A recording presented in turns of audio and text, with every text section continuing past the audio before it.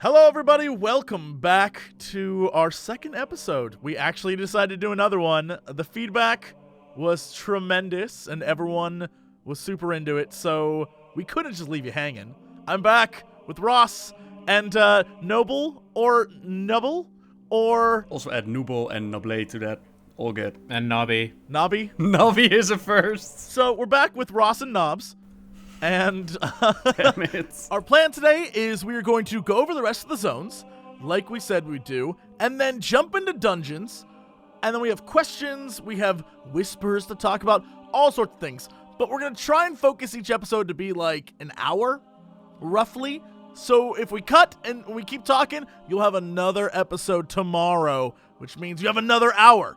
So every time we get together, we're just going to verbal vomit, wow lord each other, and then we'll chop it up into sizable podcasts. So, gentlemen, welcome back. Let's do this thing. Hi, everybody. Hello. Have you woken up yet, Ross? I am awake. I just got up 10 minutes ago. It's 10 a.m., so cool. And it's around 8 at night at my side of the world, so I'm ready to go. Yeah, this is a good wake-up call. There are a lot of people waking up right now, Ross, listening to this, and they're like, Ross is like me, lazy as shit. Yep. So, okay, last time we left off with High Mountain, and we talked a little bit about Wrathion and that storyline and how he was going to be in it but wasn't in it, and then we sort of ended there. Is there anything else in High Mountain that we needed to cover? I can't remember if there was something else of value from that zone aside from sort of the backstory lore you get when you do the flashbacks to the guy with the spear. All in High Mountain. Yeah, because the zone's named after him. So, yeah, like, that lore bit was pretty cool.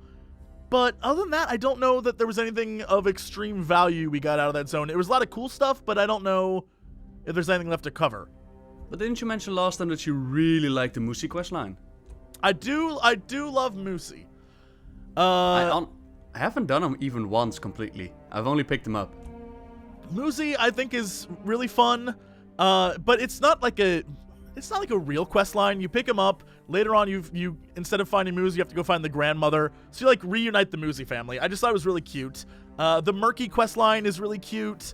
I love that one. Yeah, there's a lot of like really cute quest lines in the zone, but nothing that's like really major to the story. Well, now to think of it, there was the one part with the kobolds and the whole reason why they got their candles.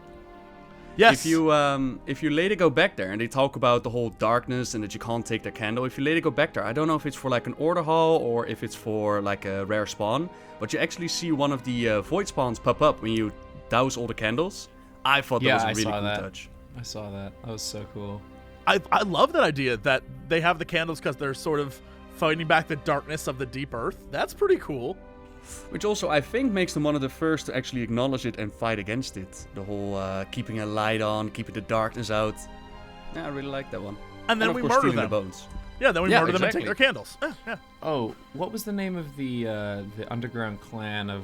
Oh, God, their names. Help me. Drogbar? Yeah, where we had to, you had to like hold the weights and lift and shit. I was like, what is Oh this man, place? yeah. They had the so snail weird. races, which is one of my favorite dungeon achievements.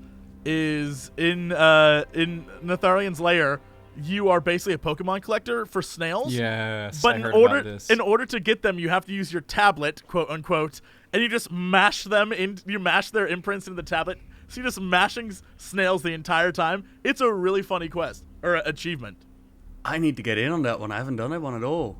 That sounds awesome. There's a snail hidden under like one of the waterfalls or the puddles you fall into. There's like a secret cave and stuff. It's really cool. Yeah. You should definitely check it out. It's one of the first ones I did because we were like, shut up. It's a Pokemon quest. And you run around and you have to collect them all. Mash them with your tablet. It's pretty funny. And it's just a big giant stone slab. And so it's you and everyone in your group mashing snails. It's so funny. Deathwing, one of the first Pokemon masters. Awesome. Yeah, Love it. absolutely. Totally true. So, okay, is there anything else really of importance in this zone except for like guys, having a threesome with Torin. Other than that, I don't know if there's... That was the best. That is the best. That's the best part of the zone. Marcus. Yeah, not really. I think the whole Hammer of Kaskarov that you collect, and that's about it. And Hammer Nestingwary. Yeah, I was about to say, With, Nestingwary I think is interesting, but I don't know that it's, like, too important lore-wise, but it's interesting. Not really. I mean, it's kind of for the whole gnome hunter bit. Like, gnome hunters are new, of course, and they try to give it a reason as to a gnome proving herself worthy of being a hunter with the great Hammer Nestingwary. And yeah, that's about it. Alright, well, I guess then we can move on to our next zone, which is Azuna. And this is a zone that I'm not sure how you guys felt about this zone.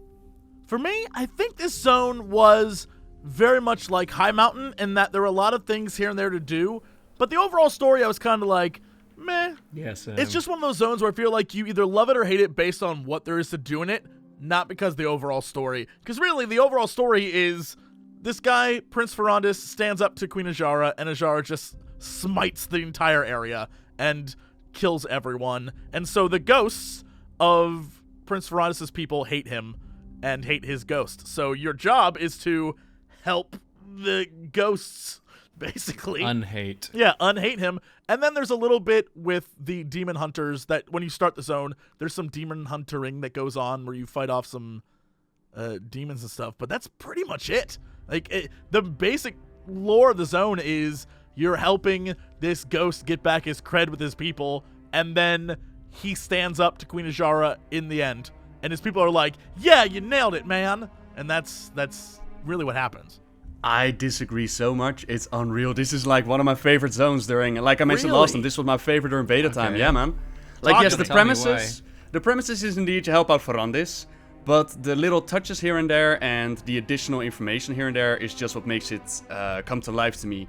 You start off with the Blue Dragonflight, one of the last remnants of the Blue Dragonflight, like really ancient ones, and they're dying off.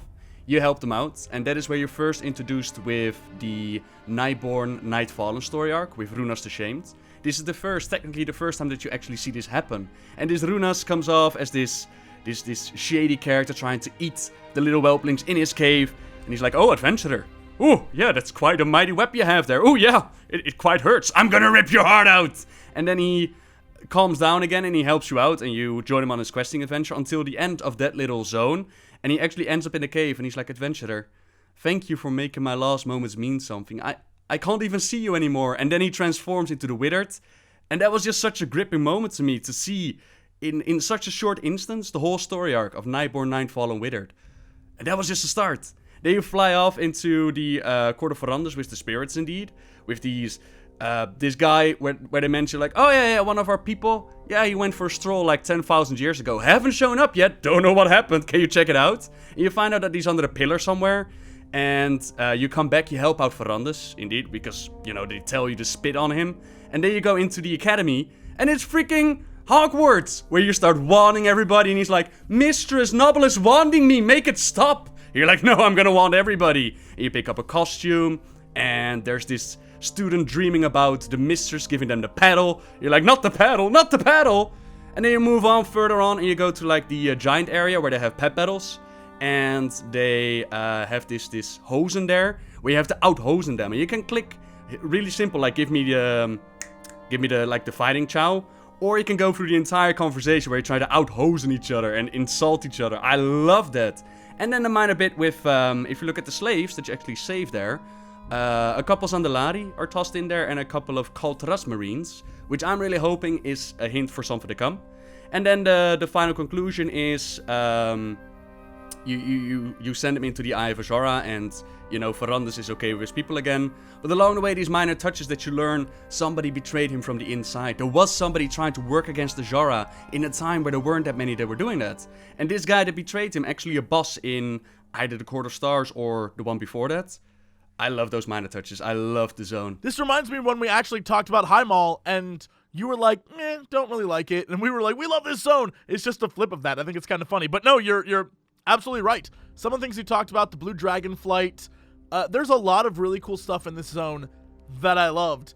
And even when you meet the guy, I'm trying to think of what the actual voice actor's name, but basically the Fallen doing Lore Walker Cho impression.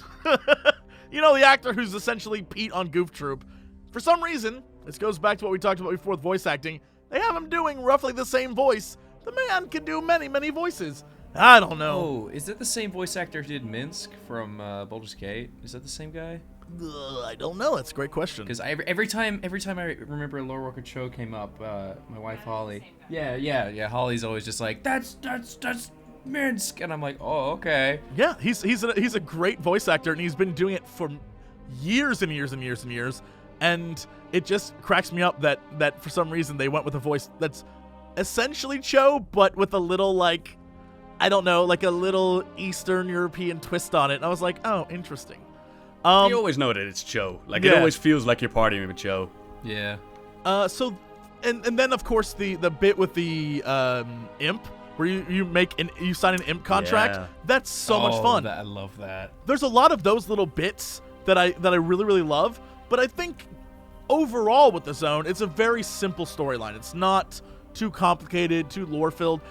You're right in that it sets up a lot of stuff for later on, but I think we might have mentioned this last time, but I don't remember.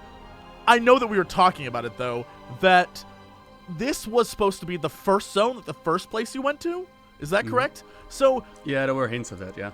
And then they changed it when they said, well, you can go wherever you want, because this definitely feels like this would have been the first zone. There's a lot of stuff, but it's all focusing you elsewhere. It's a lot of story that will drive you to other places to find other information. I mean, I think that for me is like, I don't think the quests were bad. I just personally didn't really like the scenery, like from an aesthetic standpoint. I'm not saying that the quests, because I mean I agree with you, Nobby. The whole keep thing it alive, about keep it alive, keep it alive, keep it alive. Thanks, comments. I agree that there was some really good quests, especially the Hogwarts one. Some of the world quests there are even quite fun too.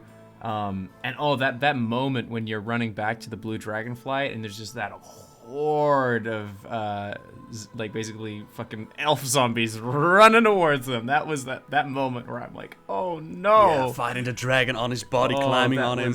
That was cool.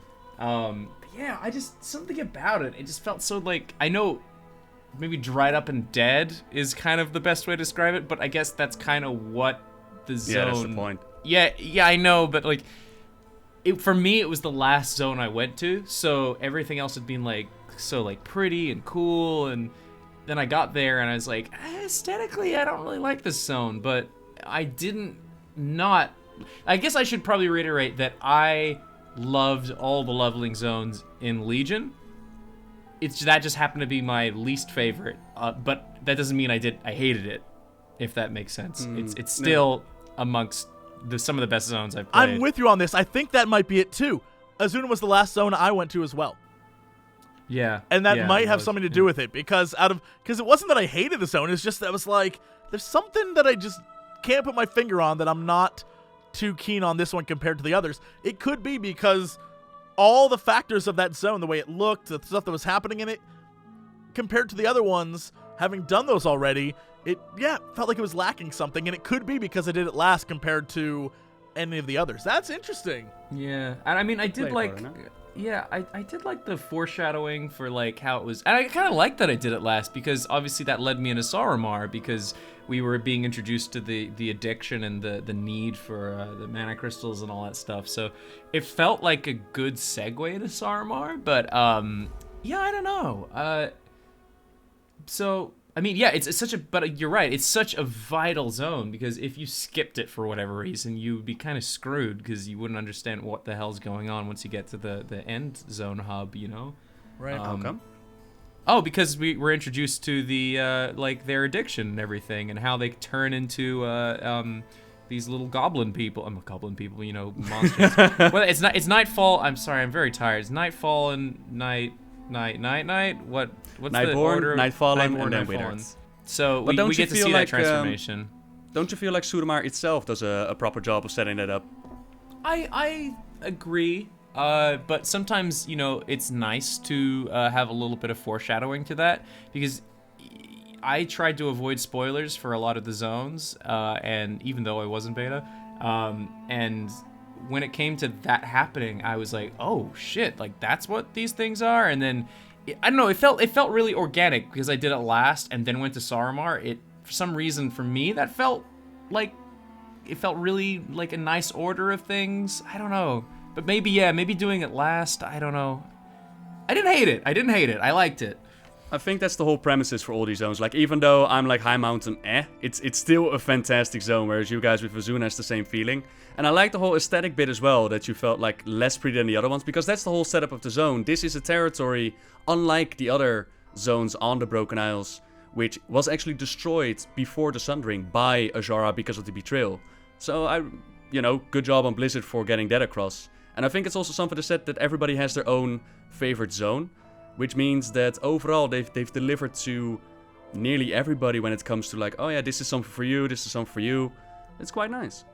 So, we mentioned Suramar. We might as well jump into Suramar now. Is there anything else in Azuna that is worth taking a look at? There are 2 NPCs, the Demon Hunter and the Warlock, and they are a reference to, I think, 2 time-traveling kids with guitars, but it was never a thing in the Netherlands. You like Ted and something else. Bill and Ted's Excellent Adventure?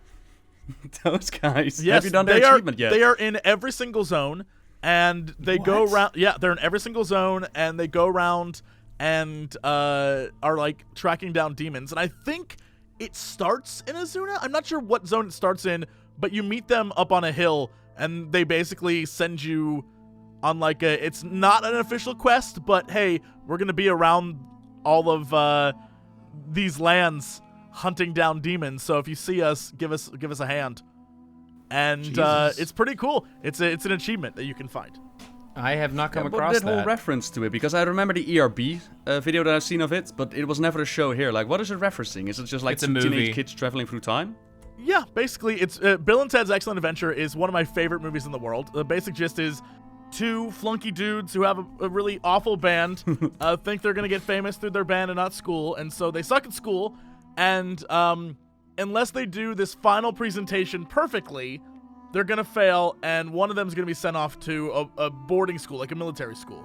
So, as luck would have it, a time machine shows up with George Carlin, and then they zoom through time, picking up famous time celebrities in order to get them to be in their performance. It's really stupid and silly, but I love it. I like how I was sitting here trying to describe the entire movie. Like, so, then they go back to ancient times, and they see an Iron Maiden, and one of them goes, Iron Maiden, excellent, because it's a band, see? And no, I won't get into the actual description. Yeah, there's a lot of cool stuff like that, especially in this expansion. I think they took their time to put in, like, little tidbits of fun that Warlords, I don't know that it had a lot of that. I felt like it was lacking in that, like, we're just gonna have crazy stuff for crazy stuff's sake. Warlords was lacking a lot. I still wonder what the hell happened with Warlords. Maybe they're just working on Legion all this time instead of Warlords. Let's move into Suramar, since we talked about that and we started hinting at that zone. This, I think, is like the zone they put all their eggs in this basket. I feel like this zone is done so well, and they took their time with like fleshing out a story that I really, really like. I think everything about the zone's really cool. I love the sort of mirror between the Cinderai and the Shalderai. Turns out, don't mess with magic, guys. Magic will get you addicted. That is crack. That is liquid crack. You know, I'm good for it, man. I don't know. I loved it. I love that shit. I love the fact that they're like magic addicted. I don't know. I like the mirroring, but I'm not sure if I'm such a big fan of it, because it's a very similar tale, right, between the High Elves to the Blood Elves, and like withered, wretched. It's very confusing in my mind to keep it all straight. But I have to admit, it feels very detailed. It feels like there's a lot of love and attention to it, and I know hints and bits from what's coming in the upcoming patch, so I know kind of where the story's gonna go, but I still have hopes for where the story could also go. And that's great. That means that there's still a lot unexplored and there's still a lot unexplained. Suramar, I mean, in my opinion, it's the most beautiful zone that they've created, as well as the city. And I think it would be a very big waste if they keep the city hostile with NPCs going like, an illusion? Yeah. What are you hiding? Nothing good, sir. The northern half of that city is hell. It is oh my god, yes. hell. I can't even tell you how many corpses of mine have been left there. More than I think the rest of WoW combined. If you are looking for something to make it a little bit easier, if you go to the middle of the city, there's like this vendor that allows you to buy a suit if you get out of stealth and little things that may help you get away. But I have to agree. Yeah. Doesn't it turn you stealthed when the disguise falls so you can escape? Yeah, like dumps a clone for you on the floor. Yeah. I haven't seen. I heard about it. I haven't found the NPC yet. Okay, so I'm gonna have to look for that. It's basically where you get the teleporter in the middle with all the markets around it. I think that's where the NPC is located, and it should make it a lot easier. There's also one by the dinosaur world daily that gives you a bunch of like random little things you can buy, which is pretty cool. The lunchbox. The zoo. Yeah, man. The zoo. Everything about this zone is so. It's a city. I love that they made a city. And you just sneak around it, which is really cool. There's a lot of stuff in it. There's a lot of stories and tales and things you can pick up from the city. It's complicated, but like not too complicated that you'll get lost. I think it's a really well put together zone, and the little things on the outside are also like outside of Suramar City are also very nice. The Vrykul area where you go on that quest and you literally become the leader of a clan. The area where you help build a night elf, essentially a city. You help create a small quest line. Yeah, that's where you really had to push cool. the little owl kittens back to their parents. Have you done that one? Yes, it's great. And then you get a little owl kitten as a pet. It's so much fun. It's not fun at all. Oh, you kidding me? That was great. I did that one during the beta time, and it was worse because the whole path thing didn't work. And then I had to do it on live, and I just got flashbacks to Nam, man. It was terrible. The part that I hated was the demon area. That place, there were so many quests there, and the respawn rate on the demons was just so high that every time I turned around... You're talking about the pit, right? Yes, the pit. Yes, right. I hated that place. I think spider elves are awesome. Yep. It definitely has that vibe of this is the last zone. This place is awesome, and there's a story here that we want to tell you, and we're going to slowly unfold it and not just give it to you all right away. Have you finished up the zone, by the way? Are you exalted and all the quests done? I am revered. I'm 2,000 away from exalted, something like that. I was 1 bar away from revered when we recorded the last one. I got caught up in some stuff, so I'm very busy right now. So I haven't had any chance to grind rep. So I'm still just an inch below revered right now. You haven't watched your beautiful tree grow and all your people love you? I haven't had Oh time, man, I totally forgot. We're growing a tree and we're making an underground city that we're like getting refugees to come and populate. And then if you do the world daily where you go into the dungeon with your like troops and you run around and collect treasure chests, you can actually get things to then fill out that base more. So now I have a chest in my base where I can go and get all my like it's cool. It's really cool. It is. I was gonna say like spoiler warning for those who haven't reached exalted yet, but I guess it's an entire spoiler warning. I also really appreciated the whole combining magic with nature. Like if you read the questline, the whole origin of the tree and all that, and then the spider creatures as well. And this is something that goes back to Tastora, the artifact where they did a similar thing. And I thought it was really cool to see druidism and arcane magic come together to try something more, to try something else instead of just a random well here and there. It's just minor touches here and there. And of course, building up the rebellion and infiltrating a party and finding out information. It had these humor moments, these creepy moments with the kids, like rings around a rosy. Outside lies doom. That's also another one of my favorite voice acting moments in the game because it's these kids that are all singing and Leska goes, outside lies doom. I remember that. I actually maybe before I move on, are you allowed to talk about things you saw in alpha now? Like, is that did Blizzard get upset about that? No, I imagine you could. Okay, all right, cool. Then I will. When I was in the friends and family alpha, because I got friends at Blizzard, and they said they got me in, and I went to Dalaran, and I had a demon hunter, and I looked down and I saw that the Suramar City, and I was like, what is going on here? Like, what is that? That is huge. And then I remember gliding down. And they at one point they added like a thing that would teleport you back, so you weren't allowed to go there. But for a little bit of time, you could go down there. But when you went down there, it had no textures. So I was walking around, I was looking at this city. They didn't really have a lot of stuff there yet, so I was just looking around going, oh my God, this is huge. Is this for real? Like, what is this zone? Is this a capital? Like, I did not have a clue what this was going to be. And then when I finally saw the final product, I was just speechless. I was like, this is the coolest thing they have built. Like, this city is incredible. And it just made me think, like, if this is what they're able to do now, like modern day WoW, I cannot wait for the inevitability of us going to Argus and seeing like the Eridar capital. Like, I hope it's as cool as this. Like, I am so excited for what they're gonna do next. If we're gonna see more stuff like cities like this is amazing. I hope we get to see it. Yeah, right. So, yeah, I mean, I'm a huge dinosaur fan. So when I saw the zoo, I was flipping out. And the quest where you get to basically ride a T-Rex and then step on people, I was like, yes. And it's a like repeatable world quest. So happy, absolutely adored it. So yeah, no, definitely probably the best single endgame questing hub ever, in my opinion. I don't know, would you guys agree on that, or did you like doing riding horses and jousting? Did you just make a stab at Wrath of the Lich King? You know that fans are gonna lynch you, right?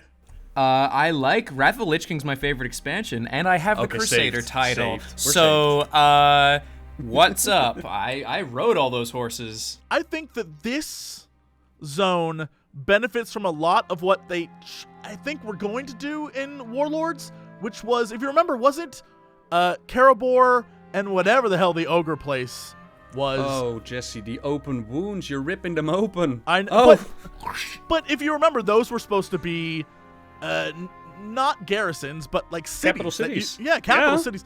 And I feel like they kind of took that idea and not only gave us a giant city to mess around with, but also gave us a place in the outskirts that could be our own, that is now this base that we have, that we're building and people are populating and vendors are showing up at. And as you keep questing, more and more people keep gathering at this new city you're kind of founding, which I love that. It's really cool. And so it's like Fallout 4. Except, not just constantly picking. Oh, never mind. You're constantly picking. You're constantly picking stuff off the ground. Well, it's exactly like Fallout 4. What I'm personally really hoping that they're gonna do with Suramar is, once all is said and done and we've actually taken the city for ourselves, that they'll give us like a house or a building somewhere to make our own, with our own little farm and our own little bank and all little things here and there. And I mentioned this on stream as well, and people were like, do you want another garrison? And I heavily disagree with the idea that garrisons on its own were flawed, besides the mission board. But I think garrisons on its own just are not enough to hold up a game, and I think that's where Warlords fell flat on its face. If the garrison would have been there as side content instead of core content, as they actually described it, I think it would have been a lot better. Like, if you want to do it, if you want to attend to your little farm like you did there in Mr. Pandaria, if you want to go inside and hang out with people, you can do that. But let it be side content and not the main attraction. And I think if they were able to do that with Suramar in such a beautiful city, I would love it. Yeah, there's so much potential for Suramar. I think the 2 dungeons that are in the zone are... Do we actually want to talk about dungeons as a separate thing? Whatever, it doesn't matter. I think they add a lot, is what I'm trying to say. We'll get to dungeons later. But anyway, after doing all this stuff, boy, do I really hate Elisandra, and I can't wait to beat her. So... Oh, do you want me to spoil something for you? I'll keep it to myself then. I'll keep it to myself. I think we all agree this is maybe one of the best zones they've ever created. Like, it's really phenomenal. Yeah, definitely. Yeah, I loved it. I even loved the ghost town with the keeper that tried to take his own life. And throughout the entire questline, you're like, you're gonna kill yourself, aren't you? You're gonna kill yourself, and I'm helping you with it. Yes. Going back to Wrath, I think it really does remind me of Ice Crown, and that zone is how it slowly unfolded, and you got caught up in all the different stories that were happening in it, and you had a hub in that zone. You had your Crusaders area. It very much reminds me of that. I think it's really cool. And the whole system of world quest and emissary quest, for me, the whole, people said, like, oh, you're exalted now, you're done with the reputation grind. And I was like, what grind though? It was so fluent and easy to do. I really enjoyed myself in that one. Yeah, out of all the rep grinding that we've done, this feels the least rep grindy. Yeah, it actually doesn't feel like, I guess, any sort of grind. I just kind of feel like I'm questing and having fun, which is amazing that they've been able to pull that off, in my opinion. No, you still got your daily quest, only now they call it World Quest, and you got the opportunity to, like, can you play every day? Sure, then do it once a day, or if you can't be online for 4 days, then there are 4 hubs that you can go through and get your reputation with. Nice and easy. Is there anything else to talk about with Suramar that we feel like we need to address? The introduction cinematic, what did you think about that one? Oh, yeah. I thought that was great. I thought that it was a good explanation of what you were getting into, and might go back to the idea that you don't really need to do Azuna first in order to get there, because it tells you right away, like, this is what's going on here. They took the comic and they made it a cinematic. It was yeah, that was cool. And if you haven't read the comic, you should go read it, because it's pretty cool. And free, always plus side. And it has music and voices, but also that they, for the first time ever, they've actually shown the Sundering take place, like the splitting of the land. And for the longest time, I've been trying to find pictures of that, never available, and now it's there in the cinematic. I'm so happy! And of course, you see what happened to them, like the bubble around them, the well infusing them, changing them, and then getting kicked out and betrayed. Excellent. So, we've covered the zones. Hopefully you guys enjoyed our thoughts on those, but now we're going to get into the meat of things. I don't know, do we either go to questions and theories and whispers first, or do we save that for the other video and end this one with dungeons, just so we can wrap it up? We could cover the dungeons if you like, the story in them. All right, that's easy. Yeah, let's start with that then. Let's save Darkheart Thicket for last, because I know what you want to talk about later. So let's save that one for when we get there. Okay.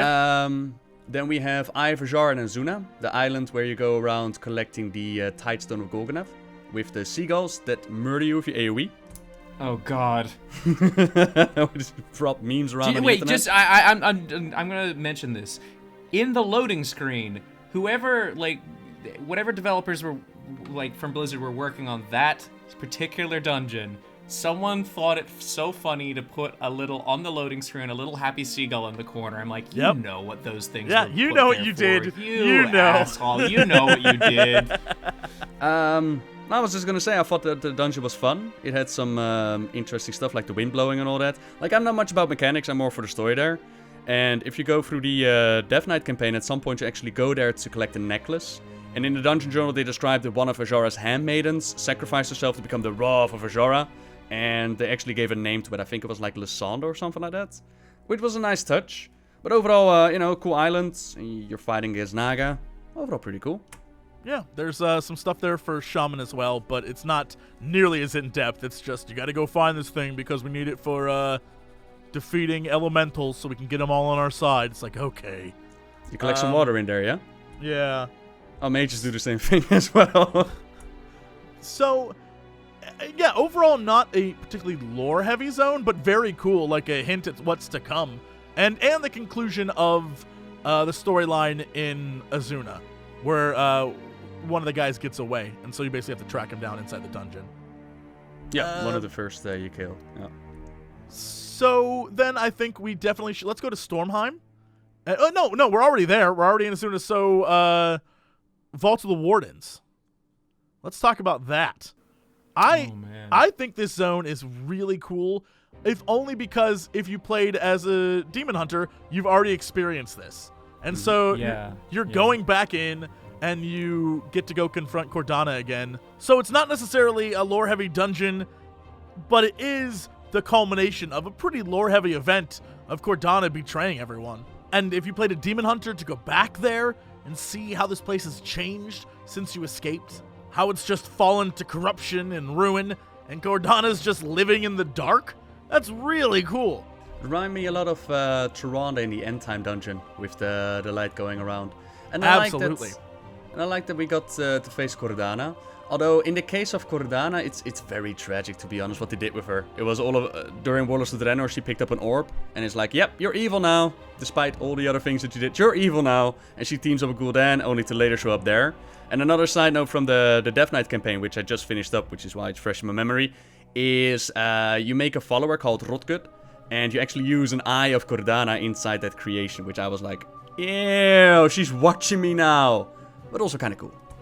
I had to say that from a design standpoint, that that dungeon was quite interesting, because I was thinking about it the other day. I was like, Did they just... I wonder, they must have designed the dungeon first. Because, like, obviously they had the bosses that you had to freeze and lock up and stuff when you're playing the Demon Hunter starting zone. And then they, like... It's almost like a Mario Kart level in N64, the reverse cup thing. Like, you're going backwards through it. Something about that was really cool. And I like how, from a design standpoint, that dungeon worked both ways. And that was really cool. That's not easy to do. Like, that was really well done, and I really liked that they were able to make that not only a starting zone but also a dungeon. That was really cool. I haven't really thought about it that way, but now that you mention it, yeah.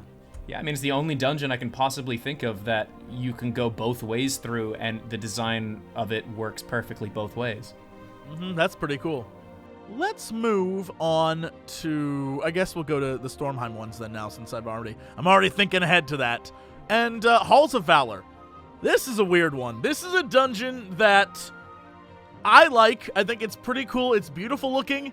But man, conceptually, lore-wise, aside from the fact that you need to go there in order to do the trials for the main story, lore-wise, it still don't make a lot of sense. It's pretty crazy.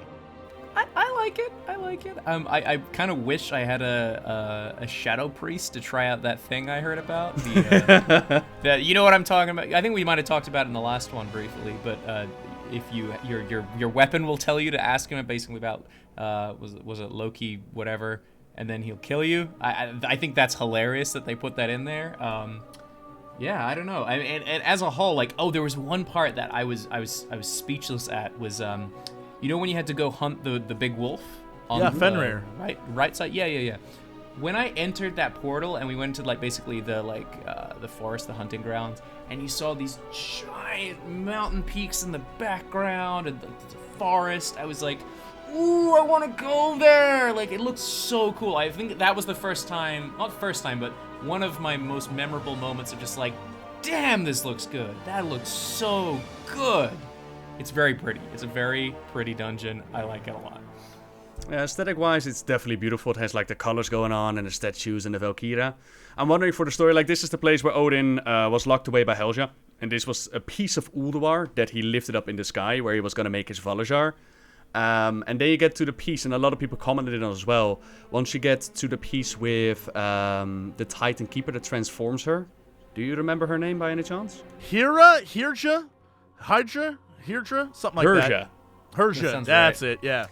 Like, that piece, she says to both Alliance and Horde, like, I know these, and their honor is nothing. Whereas the Alliance were actually trying to help that group out, help her out. Aegir, that was her name, help out Aegir.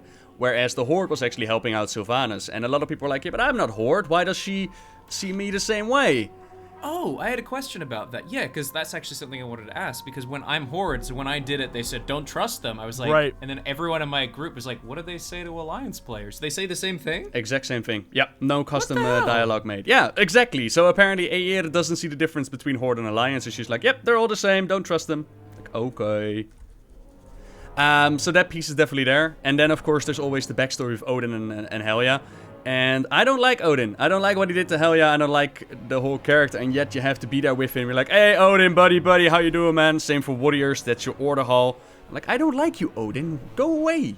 I agree with you on this. Odin, kind of a dick. Like, kind of. Does, full front. Yeah, I guess you're right. Full frontal dick. He, like, forces her. I don't want to help you. And he makes her. He basically, I guess, is kill her the right word? He transforms her against her will. And, of course, she hates him. That's why Loken can abuse that hatred and cause her to betray him. So, I'm really curious about the future with Odin, because all you do is you fight him a little bit, and he's like, all right, no, you're cool.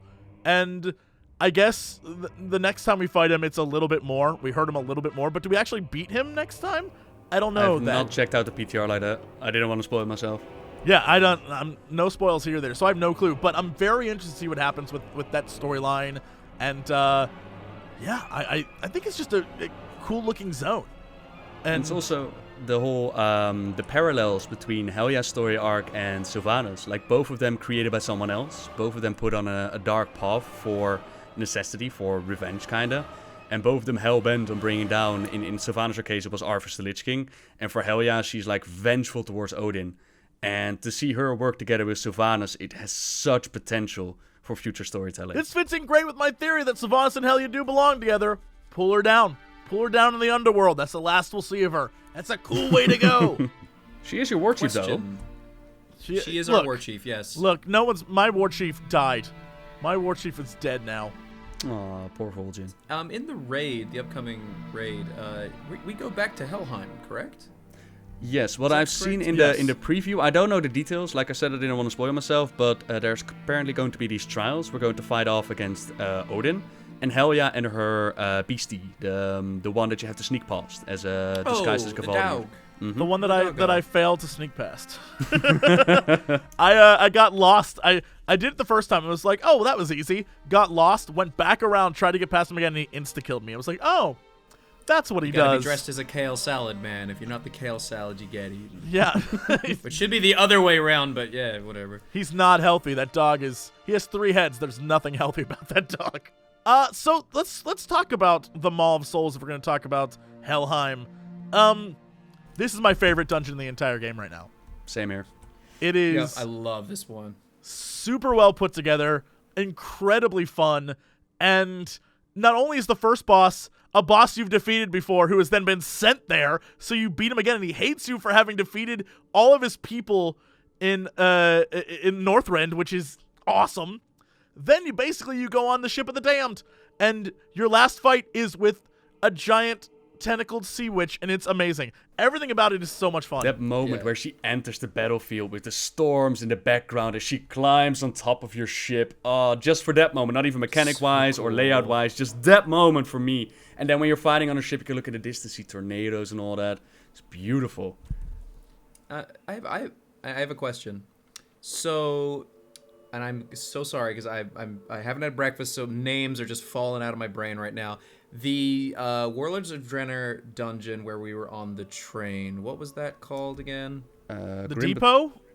Yeah, Grimreal Depot. Yeah, okay. Yeah. Right. Okay, so some people didn't like that, and I kind of put that down to like, oh, it's a moving dungeon, we're on a rail. But this is kind of similar in the sense we're in a moving dungeon, we're moving forward, we're out in the sea.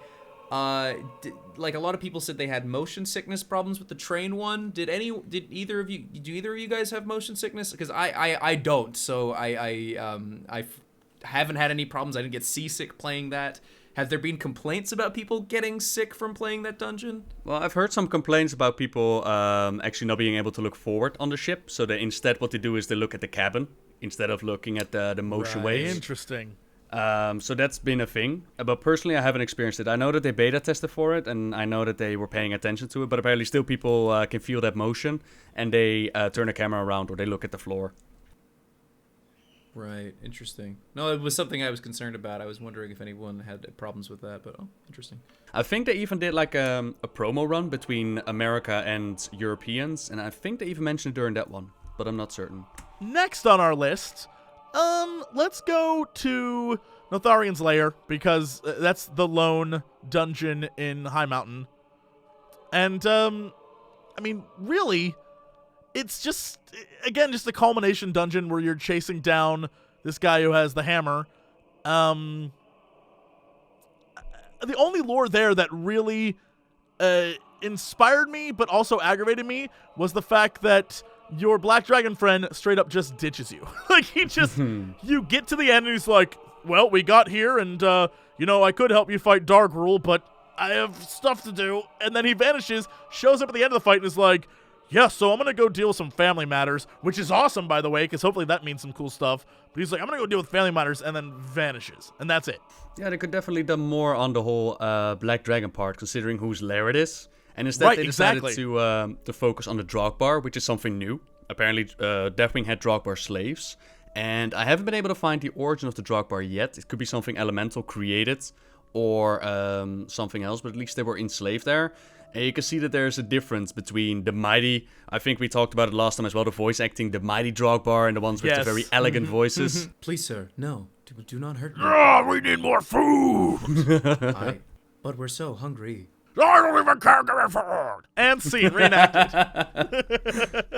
And of course the whole snail races. I quite enjoyed the dungeon. I like the whole jump into the barrel and slide down. I like the rare spawns that were added to the dungeons, which is I think a theme for all of them. That they have individual rare spawns that can pop up from time to time. And I love the boss fight where he does like, we call it balletje, which is like he hides under one of the totems and then you have to find the right totem. I am so good at the game, so I love it that he does that. You're talking about the thing where you have a ball in the cup and you move it around? Exactly, balletje.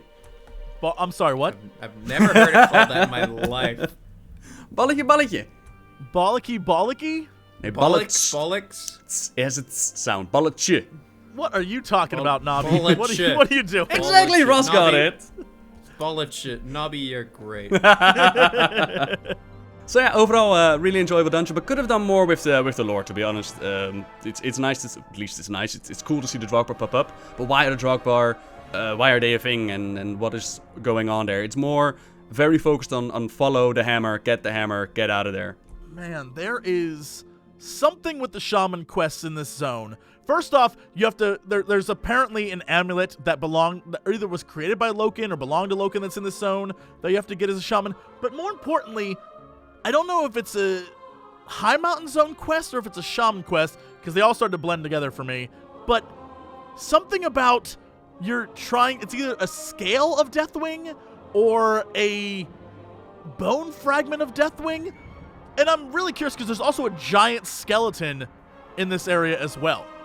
So yeah, what was that about? Yeah, I'm very curious about what all that is. Do you mean the warrior artifact where you pick up a shield made out of a scale from Deathwing? Maybe that's what I mean.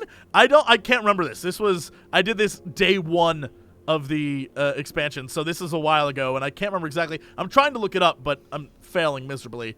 But there's something in the zone that made me immediately be like, wait, so what's the timeline on Deathwing's presence in this dungeon? Because I would have assumed that as this being his lair, this was when he was before Deathwing, right? Because it's not Deathwing's lair, it's the Thorian's lair. Yeah. So I was very curious about what the timeline of this place was, because there's bones in there and there's a lot of artifacts related to Deathwing. So I don't know if he flew back there at some point to hide out. I'm interested. I'd say that because I'd imagine that this is his lair from the point that he became Neltharion, the dragon. Perhaps even during the Proto-Dragon days, who knows? Up to the point where he was kicked out of his lair by Haln High Mountain. And then he was banished to Deepholm. Now, I've thought about this as well. Like, how come we see Deathwing show up later on Azeroth if he was truly banished to Deepholm, the elemental plane of Earth? But apparently it was not a permanent banishment. Apparently he was able to break out. Or it was just to get him out of the vault of Neltharion and out of High Mountain. That could also be a thing. Also keep in mind that there have been multiple lairs of Neltharion. I believe that it was on a Warcraft 2 map or Warcraft 1 map where they actually had Neltharion's lair on Outland. So there have been multiple lairs named after him even when he was Deathwing. And to go back to Outland, boy would I love some new updated lore about his time on Outland, right? Air quotes, because I don't know if that's even a thing anymore. There are black dragons there, and some of them are just living there in Colosseums, for example. I mean, the Nether dragons are technically black dragons. I guess they're warped by the Nether, but they're still technically black dragons, right? I love that he's sort of everywhere. And for a while, that was one of those things where he was always on the periphery, causing trouble, but never really a main focus. And I still think that the Cataclysm storyline was pretty cool. I don't care what anyone says. Did you enjoy what they did with Deathwing though? Because as you just mentioned, he was always there, always scheming and whatnot. But did you see that during the Cataclysm? Oh no, this is what I was gonna eventually say, except for the ending. I think the ending was not terrible, but very, very close. And I have some it did disservice to the entire Dragonflight storyline. Amen. Can I comment on something about that's confusing, and maybe Nobby has some very good insight on this, because I'm so confused by this. I'm sorry if this is going off on a tangent. So they lose their powers at the end, right? Correct? All I remember is they lost their immortality, but No, but don't big they lose portion of their power. Big portion of their power. So Norzdamu, right? We're talking time dragon fellow. Yep. Bronze Flight. So he was destined to become bad guy, the Infinite Dragonflight dude. We learned that like a while back. Yeah. So how he doesn't have that power anymore? Like, no. Well, here's the thing. That I'm sorry. This is why you don't do time travel, because in the books and stuff, and in the game, they still hint that, you know what, maybe we didn't change anything, and that the Infinite Dragonflight still exists in places. And so it's possible, maybe by doing what we did, we altered the future in some way, that the Infinite Dragonflight still exists. Literally, it's one of those things that, and maybe Nobbel knows more than I do on this, probably, but it's one of those things where even in the game, they're like, no, they're still out there, which is super bonkers to me, but... Yeah, I'm so confused by this. Well, it is time travel, so time travel is always a very confusing concept. Basically, what we have Nosdormu, who says, this is the hour of my demise, this is what was shown to me. Which makes it look like his demise as Moruzand is set point in time, right? Then we have him, at some point, diverge his mortality under the whispers of the old gods and corrupt himself. He abused his powers to not die, which turned him to Moruzand. Or at least diverge his mortality is the vague description in the Dungeon Journal. So basically what happened was, in one timeline, this is purely my interpretation, is we failed to stop the Cataclysm, and the old gods were able to manipulate Nosdormu, turning him into Moruzand, and that Moruzand from the future then came back to lock off the timeways, and we kicked the crap out of him, changing the future and making a new timeline, and yet still at some point Nosdormu has to become Moruzand, and that is why indeed you never go with time travel. It's... they don't even know it for themselves. And then, of course, after that moment, we got Warlords Draenor, where we didn't only get time travel, we also got alternate realities to just add to the confusion. Here's the crazy thing. If you go back to it as well, we defeat him in a reality that doesn't exist because we stopped the end of the world. So... And that goes with the whole theory of time is like a circle and it has to have a starting point.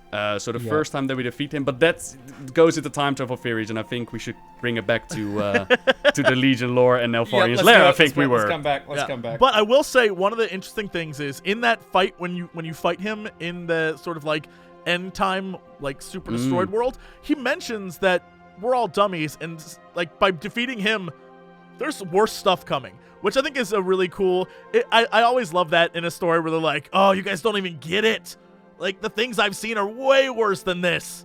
Like, I see the true end time. Yeah, he's like, what I did, this is nothing compared to what's really going to happen. Like, this is a blessing compared to what... So I think that's really cool. I love stuff like that. So, all right, back to Legion. All right, well then, let's move on to Violet Hold. God. Yay! Violet Hold! I mean, Violet Hold is whatever, but I will say I love the Mana Storm feud that happens. Yes, I was about to say that. That's really fun. I have not seen it happen yet. It's one of my So favorite sad. fights. It's so silly, and Millhouse Mana Storm shows back up, and it's this couple arguing the entire battle. I love it. Beautiful. But the rest of it is essentially everything we've seen in Violet Hold before, which is a guy goes around freeing demons and various things, hoping they'll kill you. They don't. And then he's like, I'll do this myself. And if you do it on Mythic, once you beat that guy, then another guy shows up and is like, I'm even bigger and badder. And that's pretty much really? it. Yeah. Oh, I need really? to dive I in on haven't done Mythic then. Mythic. Is it anybody important, or is it just a random dude that shows up? No, it's no one important. It's just a new demon that you fight. I think there's an option of 2 possible demons, although I know on Heroic I've only seen the one, and I don't think I've ever done the dungeon on Normal, but from what I hear, none of them show up.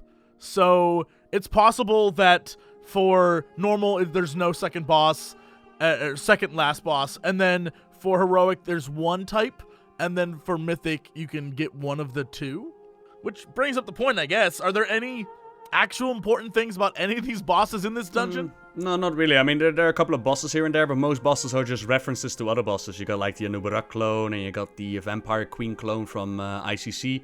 That's apparently like a cousin of hers.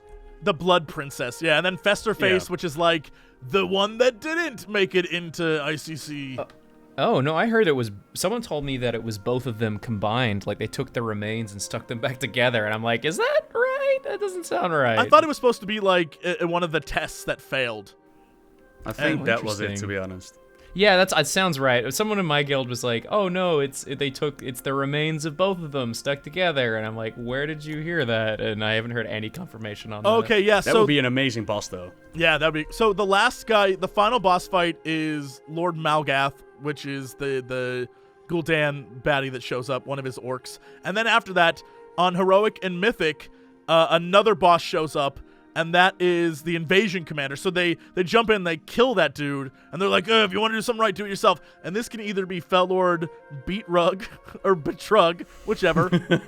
I like Beatrug. And Selorn, who is the multi-armed lady. And so you can only get 2, so I guess I've seen both. But yeah, it's one of those, I'm not really the last boss, he's the last boss kind of deals. All right, well, I mean, the basics of Violet Hold have remained pretty much the same. And considering the feedback that Violet Hold got back during Wrath of the Lich King, I kind of wonder why that one was picked to be revamped. But then again, it fits the whole Dalaran is moving theme. And I remember at BlizzCon that they said the closer Dalaran gets to the Broken Isles, the more secrets the city is going to uncover. But I have not seen anything about it, to be honest. Oh, interesting, yeah. What do you think they meant by that? I have no idea what they meant by that. It's, I'm trying to think, like, I've done most classes now, and I've not heard anyone mention, like, Dalaran has secrets in there. The invasion of Violet Hold is, of course, to get the prisoners out and to rampage across the city. There have been a couple of demons here and there showing up, but nothing ancient out of the city. Perhaps that's something still to come. Perhaps we are the key to unlocking the old gods. Dalaran is the key. Crash landed on the freaking great. That's what we need. We need more old gods to ruin the planet. That's what we need. Yes, we do. All right. Well, then let's move on to. I think Blackrock Hold is the last one. Well, no. Then there's Court of Stars and Argway. Let's move on. Let's go to Blackrock Hold. What do you think about what it did to Maiev? I'm very curious. I always thought of Maiev as pretty one-dimensional in her portrayal as just an obsessed hunter of Illidan, and man, I know what you're talking about with Jared and Maiev suddenly buddy. I want to feel like maybe her desire to get Illidan back outweighs her anger. Look, I don't know. It's basically Wolfheart, right? In Wolfheart, basically what happens is they explain why Night Elves can become mages with the Cataclysm. It's basically Tyrande and the Night Elves decide that the Highborn can come back. And Maiev is like, what the hell's going on? We decided to not have this anymore. And she goes cuckoo for Cocoa Puffs and she starts using her organization to actually assassinate these Highborn. And she even captures Malfurion. And it's her brother Jared that goes after her, confronts her, saves Malfurion, saves a couple of the Highborn. And at the end of the book, they confront each other. And Jared just can't make himself take her life. And she escapes. And from that point on, people are like, what's going to happen to Maiev? Is she going to go crazy? Is she going to turn into an enemy? What is she going to do? So now we enter Legion, where Maiev suddenly shows up again. And a lot of people who read the book are like, what happened to that story arc? And if you listen to her dialogue with Jared, if you go to Blackrock Hold, the questing area, there's no mention of it. It's like Jared shows up with Maiev, and Maiev is like, brother, you've come for me, even after all And he's like, I'm here, Maiev. I've been a terrible brother to you, I'm sorry. It's like, what? No, there was something going on with Maiev here, and the only reason he gives is that he was a terrible brother, and apparently there should have been something whispering in her ears, or there should have been some sort of influence behind her actions, despite her having valid reasons to take action against letting the Highborn back into society. Yeah, because at the end of Wolfheart, she literally is like, I'll be the one to make the Night Elves great again. It's like Wolfheart is cut out, and it's like, well, not cut out, because they do make a minor mention of it, but just forgiven and forgotten. And for me, that was pretty disappointing. Like, I understand that they want to bring Illidan back, so therefore Maiev is a key part in that story arc. But there could have been done more with it, instead of just, forgive, forget. You killed a couple of Highborn, who doesn't, doesn't matter. Again, this goes back to why I was furious with StarCraft 2. In that story, Kerrigan murders millions, dare I say billions of people. And in the end, Jim's just like, I always love you, darling. It's like, no, Jim, she murdered, even in the process of saving you, Jim, she murders countless people.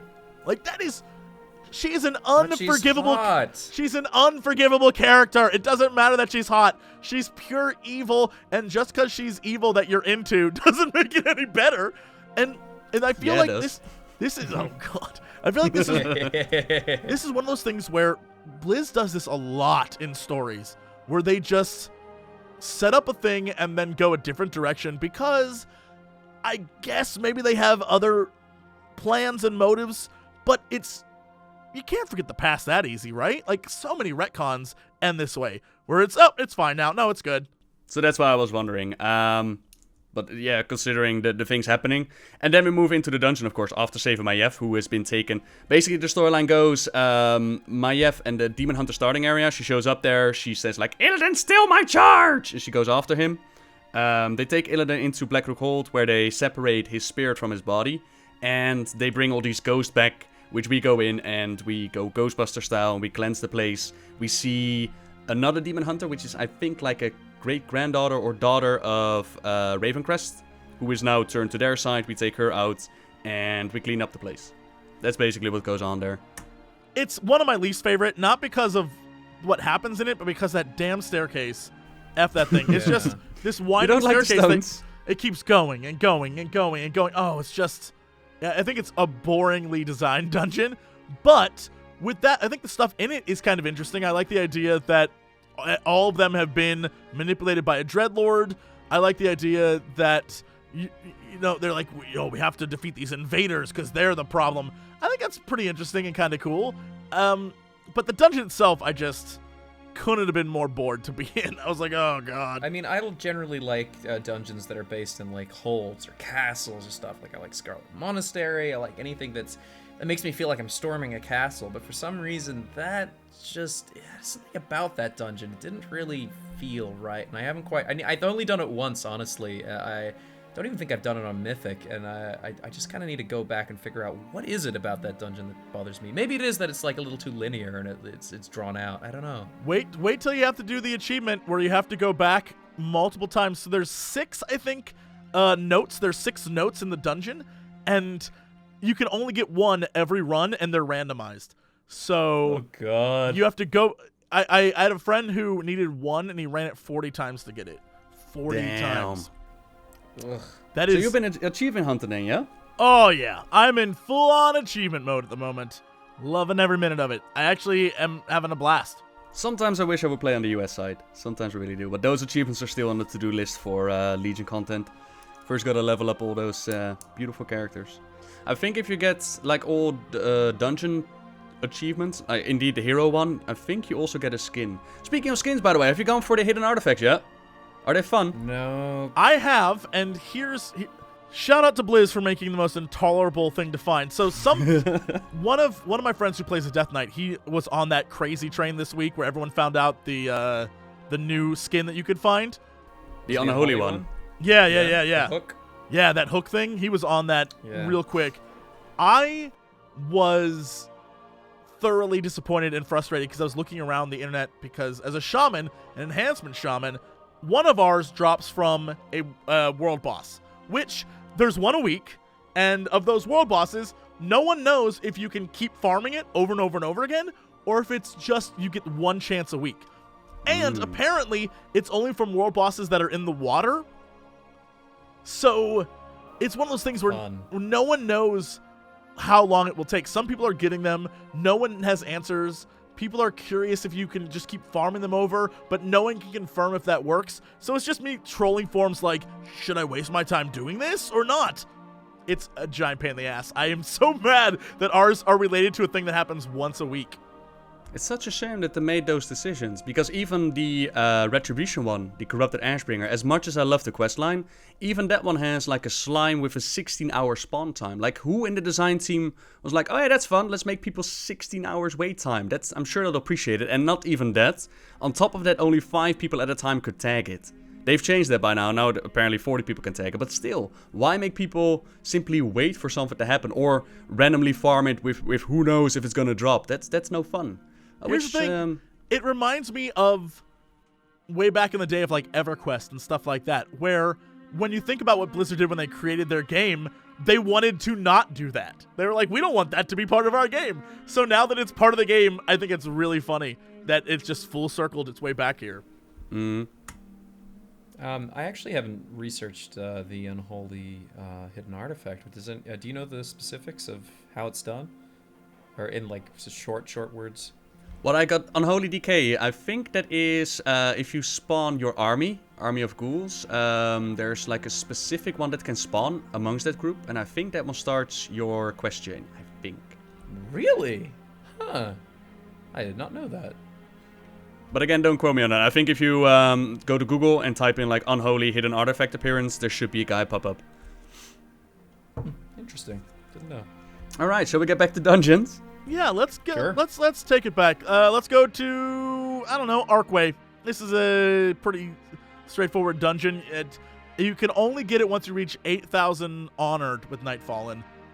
And then you go inside and you got to go take a guy out. It's essentially part of the story of Suramar. I don't particularly know that there's anything of necessary value in here. You're just taking a dude out as you work your way up the chain. Yeah, Arkway is the sewer system, right? That's not the party one. No, yeah, it's Arkway. the sewer Oh, system. okay. Yeah, I think actually haven't done either of these yet. I just unlocked them last time, and I still haven't had time to actually sit down and do them. But you can spoil. Go ahead, spoil whatever. I'm fine with it. Well, it's not. There's not much to spoil. There's locks. Basically, the gist of this dungeon is there's locks, and each time you enter it, different locks are opened. So it just changes the order you do bosses. But I don't particularly know if there's anything. Well, lore have we not really. Like the final boss in the Arkway is the guy that betrayed Ferrandis, and that's about it. Vandros, right. is that the guy's name? I think so. Ooh, I have no idea. Advisor Vandros, I believe. Yep, he betrayed him, and then he was all like, "All good, I get high position now." But I like the idea of going like under the sewer system, and then you crash the party because they are connected to each other, basically story-wise. And then you crash the party because you got this person on the inside, and that should eventually lead you into the Suramar raid. And I wonder if they're gonna make those dungeons a requirement to actually go into the raid. I wonder if you need to get the reputation, because a latest update has it, I think, either the world quest or the dungeons that unlock on your alts as well if you done it on one character. So I wonder if they're gonna make that a requirement. Huh. I mean, I would, as a lore person, I would say that would be awesome. That sounds like a great thing to do, to give that setup story-wise. I'm for it. But as a game designer, I don't know that would be like something that I would make people do, because it seems But isn't very that what people have been old asking school. for so long now, though? Like attunement comeback, yeah. Yeah, like all the people are like, "Oh, we want old school attunements back. Make me work for my rating." Well, this is a very mild version of it. I guess you're right. I mean, people always want it, but you know. Oh no! what is- Oh no! The comments. Oh, you think you do? Yeah. Think you do? I'm staying very quiet on this one. Nice and easy. Back off. No, but seriously, I wouldn't mind to see a little bit more progression towards raiding, like a connectivity to it. I think that this quest arc would be a very mild middle ground for everybody. Like, you have to go through it eventually. Like, the quest line leads you into there. You need to get your reputation up in order to unlock the dungeons. It's already in place. So I wouldn't mind it that much if this was the attunement for it, to be honest. The next dungeon, I think is a very cool dungeon, is the Court of Stars. Yeah, what goes on here? It's a Please tell party. me. It's a party. It's a party? Yeah. It's great. Why wasn't I invited? I mean, you Because were. you were. didn't go in. Yeah. I Get, guess. get your rep up, bro. You got to get that invite. Yeah, basically, the story behind it is you help one of these ladies get a high position in court, and she holds like a party where Alessandra herself might show up, which would be a perfect Oh, I've done opportunity that to strike. quest. Right. Right. So the rumor is that Alessandra's actually there. So you go in, you take out the demon guards, and what I really enjoy about this dungeon, what I really find a nice touch, is that different professions can have different mechanics help them out. For example, if you're an engineer, I think it's engineer or blacksmith, you can put like down a trap, and you can pull a mob into it, which instantly kills them. If you're an alchemist, you can actually poison a drink, so one of the boss fights goes to the drink to empower himself, and instead he dies, or lowers his damage or whatnot. I thought adding the integration of professions into the dungeon was a nice callback, was a nice touch to the dungeon. And then you gotta interrogate these guests to figure out like a specific one, and you need to actually read the NPC at the start who tells you what the person you need to talk to looks like. Then you need to find them. If you mess up and you talk to too many people, you get kicked out, and you have to wait a little bit. So once you find the person, they open up the door, Alessandra is there, and she goes away, and you got a boss to fight, and that's pretty much the dungeon. Yeah, you have to. I love how it's just you have to go around talk to like rumor mongers. Is basically you're at a party and you're just like, ooh, tell me. I think it's really it's such a clever, fun little addition to the dungeons. That do you wear a mask and stuff? Like, is that how it works? Yeah, you get an upgraded costume, cool. I think. Yeah. Oh, neat. Which is, it's kind of cool. But I did hear a lot of people, I don't think complain about the normal dungeons, but more about on Mythic Plus, that apparently the dungeon is extremely difficult, which could definitely be a thing. But again, I'm not about the whole mechanics thing, I'm more for the story arc that takes place there. And I like the little boat that you drive into. I wonder how much fun that is on the 50th time that you do it, but the first time was kind of nice. Well, then I think that takes us to our last one, Darkheart Thicket. Man, this is a zone that... lore-wise, this dungeon is just a continuation of a story, but it's also the creation of a bigger story, which I think is pretty cool. So, essentially, you go in and you're trying to save Malfurion from Xavius, and you fight a bunch of corrupted things along the way, and you get to the end, and you defeat the Shade, or the Shadow of Xavius, and then it's like, yo, we totally need to go inside there and get inside the Nightmare and stop that guy once and for all again. Climb the top of Shaladrisil and stop the Nightmare. Which was something we also talked about last time, the whole voice acting with Malfurion. As you search for him before you ride out with Tyrande, it's completely different to the Malfurion that you see in the dungeon. It's like Xavius trying to taunt you and tell you, like, you can never win! That's only the Shade talking. What are you talking about, man? It's kind of nice. I think that goes, I think it goes to what we talked about last time, which I think we concluded that it was probably just Xavius being a dick, like, yeah, it wasn't really yeah. My love. Oh, my love. So, I think this is a really great place to stop. We're a little over an hour. Good, perfect podcast time. But we'll keep talking because we are segueing right into the Emerald Nightmare, which means you're going to have another episode that's probably an hour long or however long we go tomorrow with the Emerald Nightmare, the creepy whispers, our theories. Get ready for that one. It's going to be awesome.